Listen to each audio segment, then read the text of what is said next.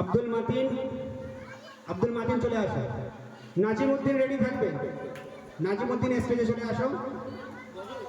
না প্রবন্ধ তো দিয়ে দিলাম। এরপরে বুবার হ্যালি লাস্ট। আব্দুল মাতিন।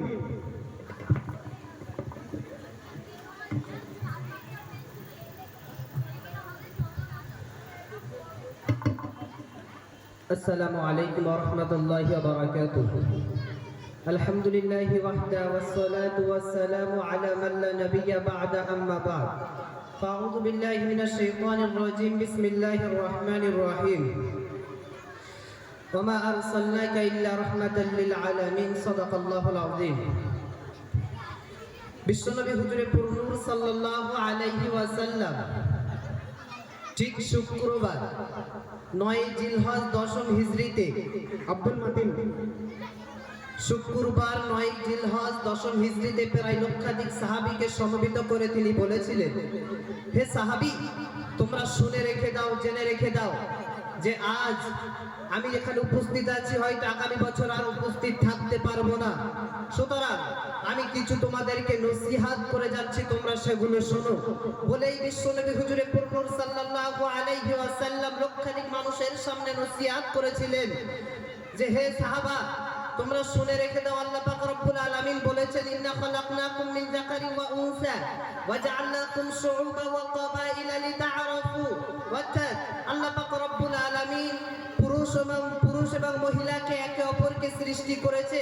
সুতরাং তোমরা যেন কখনো কাউকে ঘৃণা করবে না, তোমরা একে অপরের কল্যাণময়। সাথে সাথে আমার নবী তাদেরকে সমবেত করে তাদের উদ্দেশ্যে আবারও ভাষণ দিয়ে বলেছিলেন, হে সাহাবারা, শুনে রাখো, আল মুসলিমু মান সালিমাল মুসলিমুনা মিন লিসানিহি ওয়া ইয়াদিহি।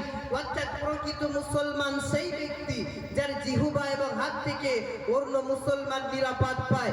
সাথে সাথে বিশ্বনবী তার ভাষণের মাধ্যমে এটাও প্রকাশ করতে চেয়েছিলেন যে হে সাহাবা, তোমরা শুনে রেখে দাও, জেনে রেখে দাও যে আল্লাহ পাক রব্বুল আলামিনের আদেশ এবং আল্লাহ পাক রব্বুল আলামিন কোরআন মাজিদের মধ্যে যা ঘোষণা করেছেন সমস্ত কিছুই তোমরা মেনে চলবে। সাথে সাথে তোমরা তোমাদের জন্য আমি দুটি নিয়ামত স্বরূপ দুটো কথা বলে যাচ্ছে, শোনো। যে আল্লাহ পাক রব্বুল আলামিনের কোরআন এবং আমার জীবন তথা হাদিসের প্রতি তোমরা যদি খেয়াল রাখতো, তাহলে কিয়ামত পর্যন্ত তোমাদের আর ধ্বংসের পথে যেতে হবে না। সাথে সাথে বিশ্বনবী হুজুরে পুরনূর সাল্লাল্লাহু আলাইহি ওয়াসাল্লাম সাহাবাদেরকে লক্ষ্য করে বলেছিলেন, হে সাহাবা, তোমরা শুনে রেখে দাও, জেনে রেখে দাও, আল মুসলিমু আখুল মুসলিমিন, যে এক মুসলমান অপর মুসলমানের ভাই স্বরূপ। অর্থাৎ তোমরা কখনো হিংসা করবে না, কখনো ঝামেলা করবে না। জাহিলিয়াতের যুগ যেমন ভাবে পেরিয়ে গিয়েছে, এই যুগ যেন আর পুনরায় আমাদের কাছে না ফিরে আসে। সাথে সাথে বিশ্বনবী হুজুরে পুরনূর সাল্লাল্লাহু আলাইহি ওয়াসাল্লাম সাহাবাদেরকে সমবেত করে এটাও উল্লেখ করে বলেছে, তোমরা নামাজের আদেশ করবে, অসৎ কাজের আদেশ করবে, অসৎ কাজের নিষেধ করবে, সৎ কাজের আদেশ করবে, রোজা রাখবে, হজ করবে, যাকাত দেবে। শুধু তাই নয়, তিনি তার ভাষণের মধ্যে এটাও প্রকাশ করতে চেয়েছিল যে হে মুসলমান, হে সাহাবারা, তোমরা জেনে রেখে দাও, শুনে রেখে দাও, তোমরা শুনে রেখে দাও যে আমি তোমাদেরকে এটা কি পৌঁছাতে পেরেছি। সাহাবারা বললে, ইয়া রাসূলুল্লাহ, জি। তিনি বললেন ঠিক আছে, তোমরা এটা মানুষের কাছে পৌঁছে দেবে। এই বলে আমার বক্তব্য কি করেছি। ওয়া আখিরু দাওয়ানা আলহামদুলিল্লাহি রাব্বিল আলামিন। আসসালামু আলাইকুম ওয়া রাহমাতুল্লাহ। নিজামউদ্দিন।